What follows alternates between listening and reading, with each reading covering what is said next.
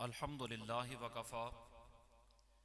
وسلام علی عبادہ الذین اصطفیٰ خصوصاً علی سید الانبیاء علیہ التحیۃ والثناء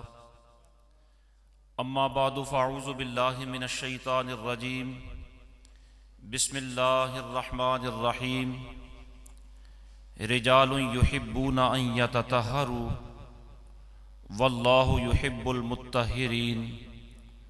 صدق اللہ مولانا العظیم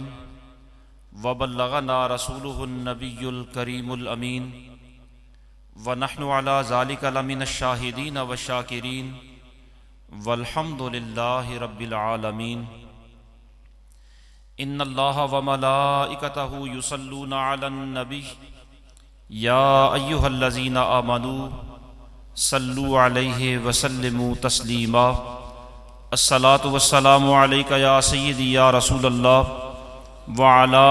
آلک واصحابک یا سیدی یا حبیب اللہ الصلاۃ والسلام علیک یا شفیع المذنبین وعلی آلک واصحابک یا رحمۃ للعالمین بعد از حمد و ثنا آج کی یہ بابرکت پاکیزہ اور روح پرور محفل پاک جامعہ اسلامیہ کھاریاں کے فضلاء کی دستار فضیلت کی تقریب بھی ہے، اور اس جامعہ کے بانی مؤرخ زمان مفسر قرآن استاذ العلماء فخر الاماثل بدر الافاضل مفتی محمد جلال الدین قادری نور اللہ مرقدہ کے 18ویں سالانہ عرس مبارک کی بھی تقریب ہے۔ اللہ کریم ان نسبتوں سے منسوب اس پاکیزہ محفل پاک میں ہماری اس حاضری کو شرف قبولیت عطا فرمائے اور ان لمحات کو ہمارے لیے ذریعہ نجات بنائے۔ حضور مفسر قرآن رحمۃ اللہ تعالی علیہ کی زندگی ہمہ پہلو شخصیت کی حامل ہے، اور آپ کی زندگی کے جس پہلو کو بھی ہم دیکھتے ہیں وہ نمایاں نظر آتا ہے۔ وقت کے اختصار کے پیش نظر میں صرف آپ کی تصنیفی زندگی کا ایک عکس آپ کے سامنے عرض کرنے لگا ہوں۔ حضور مفسر قرآن رحمۃ اللہ تعالی علیہ نے بہت ساری کتابیں تصنیف فرمائی ہیں، اور ان ساری تصنیفات میں آپ کا جو بنیادی مزاج تھا وہ یہ تھا کہ جس موضوع پر تحقیقی کام کی ضرورت ہوتی آپ اسی موضوع کا انتخاب فرمایا کرتے، اور ساتھ یہ مد نظر رہتا کہ یہ موضوع تشنا ہے، اس پر دیگر علماء کام نہیں کر رہے تو اس پر کام کرنا زیادہ ضروری ہے۔ اس ترجیحی بنیاد پر آپ کسی موضوع کا انتخاب کر کے اس پر کام کیا کرتے تھے۔ بلکہ ایسا بھی ہوا کہ آپ نے کسی موضوع پر کام کرنا شروع کیا، کچھ کام اس پر ہو چکا، پھر معلوم ہوا کہ اس موضوع پر فلاں عالم کام کر رہے ہیں، تو آپ نے اسی وقت اس موضوع پر کام کرنا روک دیا اور خود کسی دوسرے موضوع کا انتخاب کر کے اس پر کام کرنا شروع کر دیا۔ مثلا امام اہل سنت فاضل بریلوی رحمۃ اللہ تعالی علیہ کے سلام جو انہوں نے بارگاہ رسالت میں پیش کیا، سلام رضا جسے کہا جاتا ہے، سلام رضا کی شرح حضور مفسر قرآن رحمۃ اللہ تعالی علیہ نے لکھنی شروع کی۔ ابھی صرف 4 اشعار کی شرح لکھی تھی کہ پتہ چلا کہ لاہور کے اہل سنت کے بہت بڑے عالم استاذ العلماء حضرت علامہ مولانا مفتی محمد خان رحمۃ اللہ تعالی علیہ سلام رضا کی شرح لکھ رہے ہیں، تو آپ نے وہ 4 شعر مکمل کر کے ان کی شرح مزید کام روک دیا اور فرمانے لگے کہ وہ بزرگ کام کر جو رہے ہیں وہ بہتر انداز میں کر لیں گے، ابھی بہت سارے پہلو اور بھی ہیں کام کرنے کے، میں کسی اور موضوع پر کام کر لیتا ہوں۔ تو یہ آپ کا مزاج تھا کہ جہاں ضرورت ہوتی اور دیگر کام کرنے والا نہ ہوتا وہاں آپ کام کیا کرتے اور اس موضوع کا انتخاب کر کے آپ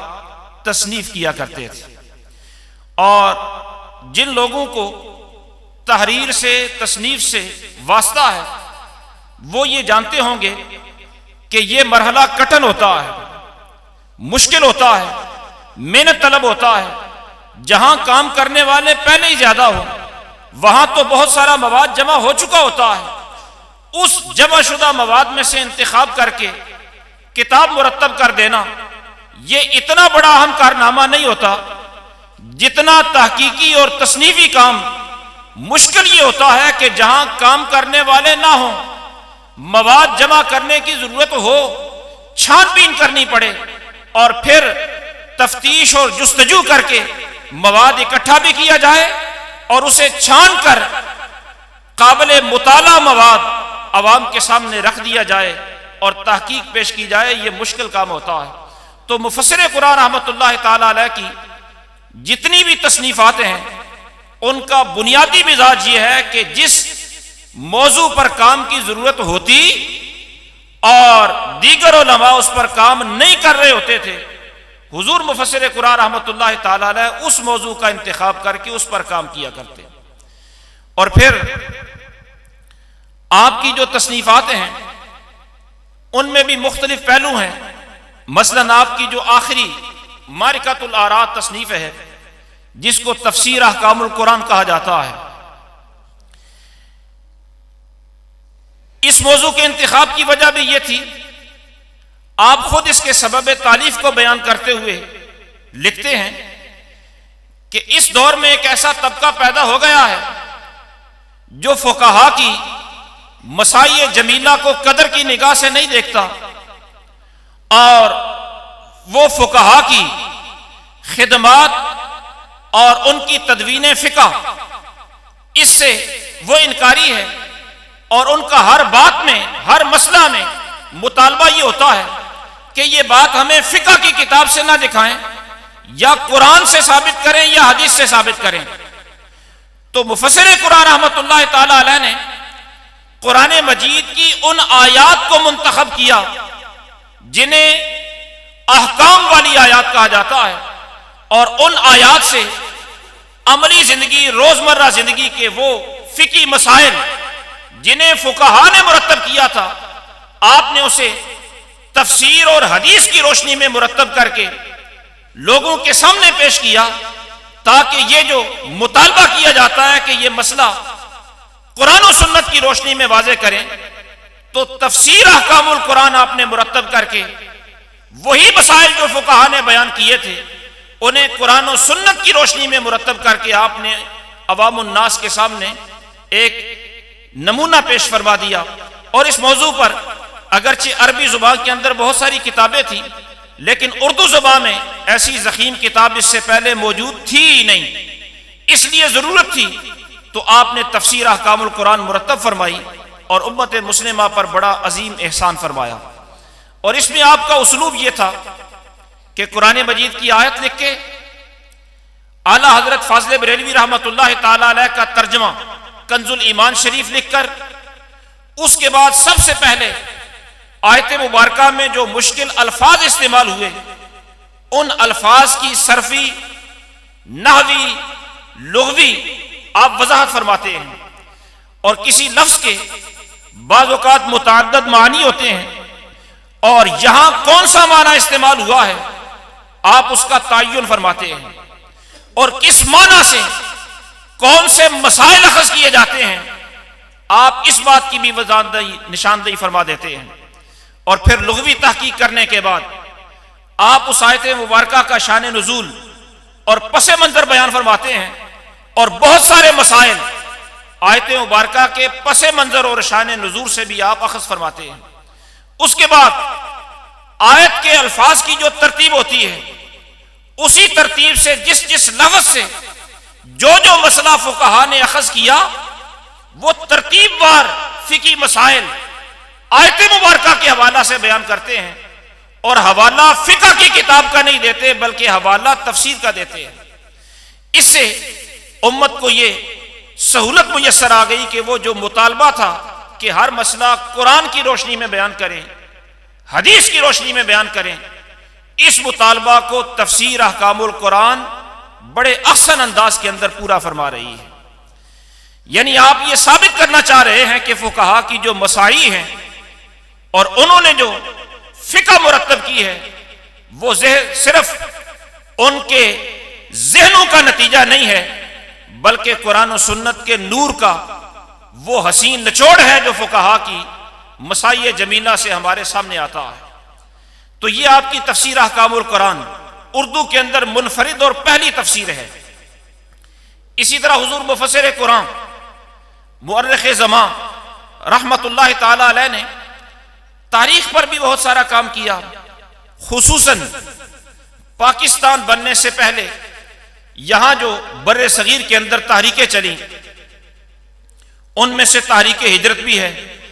تحریک ترک موالات بھی ہے، فتنہ ارتداد کے سد باب کے لیے بھی تحریکیں چلیں، بہت ساری تحریکیں یہاں بر صغیر کے اندر پاکستان بننے سے پہلے چلیں،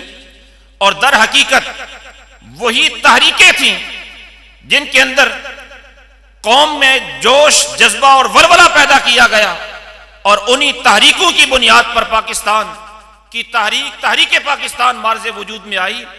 جس کے نتیجے میں یہ پاکستان جیسی عظیم نعمت ہمیں میسر آئی۔ لیکن ہمارے جو علماء، سنی علماء مشائخ، جنہوں نے رات دن ایک کر کے اور دور دراز کے سفر کر کے مصیبتیں برداشت کر کے کٹھن حالات کا مقابلہ کر کے یہ پاکستان بنا کر ہمیں دیا، پاکستان بننے کے بعد وقت گزرتا گیا تو یہاں تک نوبت آ گئی اور صورتحال یہ پیدا ہو گئی کہ جنہوں نے پاکستان بنایا تھا ان کی کاوشوں کو پسے پردہ چھپا دیا گیا، اور جو پاکستان بنانے میں شریک ہی نہیں تھے اور جن کا کوئی بنیادی کردار ہی نہیں تھا انہیں ہیرو کے طور پر تاریخ کے لکھنے والوں نے پیش کر دیا، گویا جو شریک سفر ہی نہیں تھے وہ اس ملک کے بانیان میں شمار ہونے لگے۔ تو پاکستان کی تاریخ مسخ کی جا رہی تھی۔ جب پاکستان کی تاریخ مسخ ہو رہی تھی تو حضور مفسر قرآن رحمت اللہ تعالی علیہ نے اس ضرورت کو مد نظر رکھتے ہوئے کہ پاکستان کی تاریخ کو محفوظ کیا جائے، اور جو اصل ہیرو ہیں پاکستان بنانے والے، اصل جو بانیان ہیں، ان کی خدمات کو لوگوں کے سامنے رکھا جائے اور تاریخ کو مسخ ہونے سے بچا کر قوم کے جو صحیح محسن ہیں انہیں متعارف کروایا جائے۔ اس سلسلے میں آپ نے پاکستان کی تاریخ لکھی اور خطبات آل انڈیا سنی کانفرنس اور تاریخ آل انڈیا سنی کانفرنس کے نام سے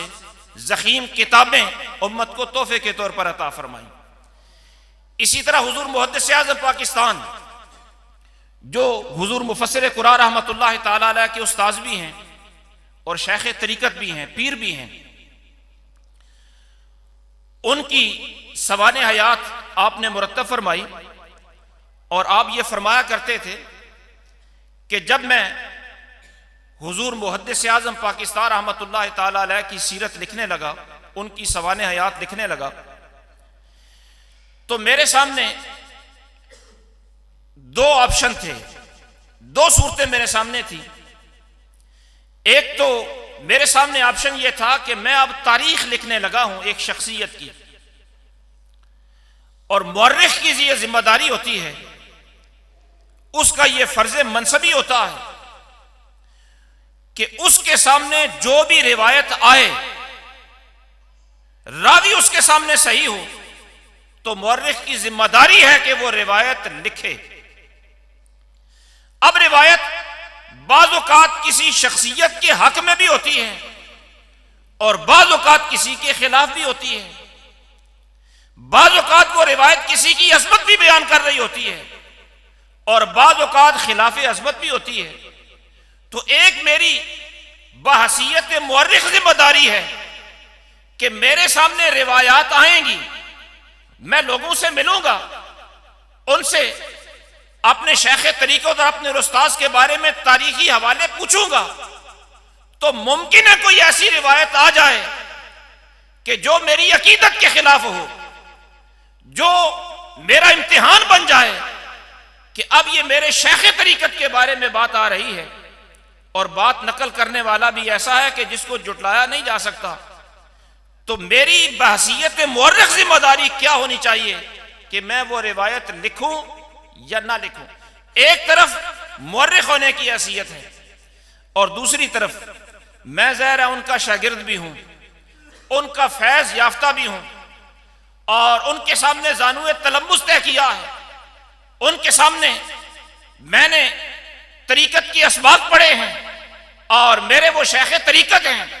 میں یہ سمجھتا ہوں کہ ان کے ہاتھ میں نے ہاتھ دیا ہے تب جا کے غوث الورا کے ہاتھوں میں میرا ہاتھ پہنچا ہے، انہی کے توسط سے میری نسبت بارگاہ رسالت سے قائم ہوئی ہے۔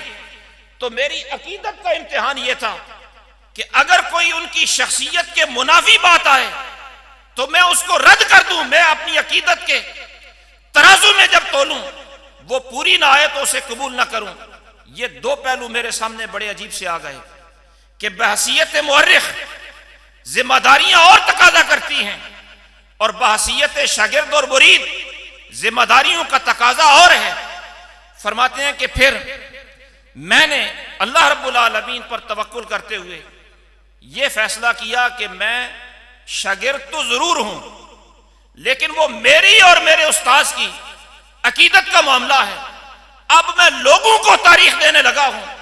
تو لوگوں کو تاریخ بیان کرتے ہوئے میں غلط بیانی سے کام نہیں لوں گا، جو بھی روایت آئے گی، صورتحال میرے سامنے آئے گی، میں بے عین ہی تاریخی ذمہ داریاں پوری کرتے ہوئے وہ روایت لکھ دوں گا، بے شک میری عقیدت کو ٹھیس بھی پہنچتا ہو تو بھی میں تحریر کر دوں گا۔ فرماتے ہیں کہ یہ فیصلہ کر کے میں نے سوانح محدث اعظم پاکستان لکھنا شروع کر دی، لیکن فرماتے ہیں کہ اللہ رب العالمین کا مجھ پر فضل ایسا ہوا، مجھ پر اللہ کا کرم ایسا ہوا کہ مکمل سوانح حیات میں نے لکھ دی، لیکن حضور محدث اعظم پاکستان رحمۃ اللہ تعالی علیہ کی زندگی کے بارے میں ایک روایت بھی میرے سامنے ایسی نہیں آئی جس سے میری عقیدت کو ٹھیس پہنچتی ہو یا آپ کی شخصیت مجروح ہوتی ہو۔ میرے سامنے ان کی شخصیت کا جو پہلو بھی آیا وہ ان کی عظمت والا ہی نکھر کر سامنے آیا۔ یہ حضور محدث اعظم پاکستان رحمۃ اللہ تعالی علیہ کے شیخ طریقت ہیں، شیخ تربیت ہیں جو حضور محدث اعظم پاکستان رحمۃ اللہ تعالی علیہ ہیں، لیکن مصنف ہونے کی حیثیت سے، مورخ ہونے کی حیثیت سے آپ فرماتے ہیں کہ میں نے یہ طے کر لیا تھا کہ میں تاریخ لوگوں کے سامنے پیش کرنے لگا ہوں، یہاں اپنی عقیدت کو ترجیح نہیں دوں گا بلکہ مورخ ہونے کی حیثیت کو ترجیح دوں گا۔ یہ اللہ کا کرم ہے کہ میں نے مورخ ہونے کی حیثیت کو ترجیح دی تو اللہ رب العالمین نے میری عقیدت کو بھی کہیں ٹھیس نہیں پہنچنے دیا۔ اور پھر آپ جب سوانح محدث اعظم پاکستان رحمۃ اللہ تعالی علیہ ترتیب دے رہے تھے، یہ ظاہر ہے کئی سالوں کی محنت کا نتیجہ ہے۔ اس دوران آپ کے سامنے زندگی کے نشیب و فراز کے اندر بہت سارے آپشن بھی آتے ہیں۔ آپ کے جو احبا ہیں اور آپ کے جو عقیدت مند ہیں انہوں نے اس موقع پر یہ چاہا کہ ہم آپ کو انگلینڈ کا ویزا لگوا دیتے ہیں۔ آپ سے درخواست کی گئی کہ تنگ دستی بھی ہے، حالات بھی آپ کے سامنے ہیں، بچوں کا بھی مستقبل ہے، جس طرح باغ دکھائے جاتے ہیں وہ سارے باغ آپ کو دکھائے گئے اور یہ آفر کی گئی کہ آپ نے کرنا بھی کچھ نہیں اور اتنی سختی بھی نہیں ہے وہاں آنے میں، اور اس وقت تو ظاہر ہے زیادہ سختی تھی بھی نہیں، بس آپ نے حامی بھرنی ہے، باقی سارے معاملات ہمارے ذمہ، آپ صرف حامی بھر دیں، ہم آپ کے انگلینڈ منتقل ہونے کا سارا بندوبست کر دیں گے۔ حضور محدث اعظم پاکستان رحمۃ اللہ تعالی علیہ کا یہ تربیت یافتہ، جنہیں دنیا مورخ زمان اور مفسر قرآن کے نام سے جانتی ہے، وہ جو دوست احباب آپ سے بار بار درخواستیں کر رہے تھے، آپ نے ایک دفعہ ان سب کو اکٹھا کیا، اور اکٹھا کرنے کے بعد ان سے مشاورت کی کہ مجھے ایک میرے سامنے یہ کام ہے جو میں اپنے استادوں کی خدمت کر رہا ہوں، اور دوسرے سامنے میرے لیے زندگی کا مستقبل ہے جو حسین نظر آتا ہے، آسانیاں ہیں، اب بتاؤ مجھے کیا کرنا چاہیے۔ ظاہر ہے دوست احباب نے اپنے اپنے مشورے دیے، اور غالب مشورے یہ تھے کہ زندگی آسان ہو جائے تو اسباب بھی مہیا ہو جاتے ہیں اور پھر کام کرنا بھی آسان ہو جاتا ہے، اس لیے آپ انگلینڈ جانے کا فیصلہ کر لیں۔ لیکن حضور محدث اعظم پاکستان رحمۃ اللہ تعالی علیہ کا یہ تربیت یافتہ، جنہیں آپ نے یہ امام اہل سنت کا فیض پہ لایا تھا کہ تیرے قدموں میں جو ہیں غیر کا منہ کیا دیکھیں، کون نظروں پہ چڑھے دیکھ کے تلوا تیرا۔ اور آپ نے اپنے سارے دوستوں کے مشورے سننے کے بعد فرمایا کہ یہ آپ کے مشورے اخلاص پر مبنی ہوں گے، لیکن میرا ضمیر یہ اجازت نہیں دیتا کہ میں اپنے استادوں کی خدمت چھوڑ کر دنیا کو ترجیح دوں۔ یہ آپ کی شخصیت ہے، دعا ہے اللہ رب العالمین آپ کے درجات کو مزید بلند فرمائے۔ وما توفیقی الا باللہ۔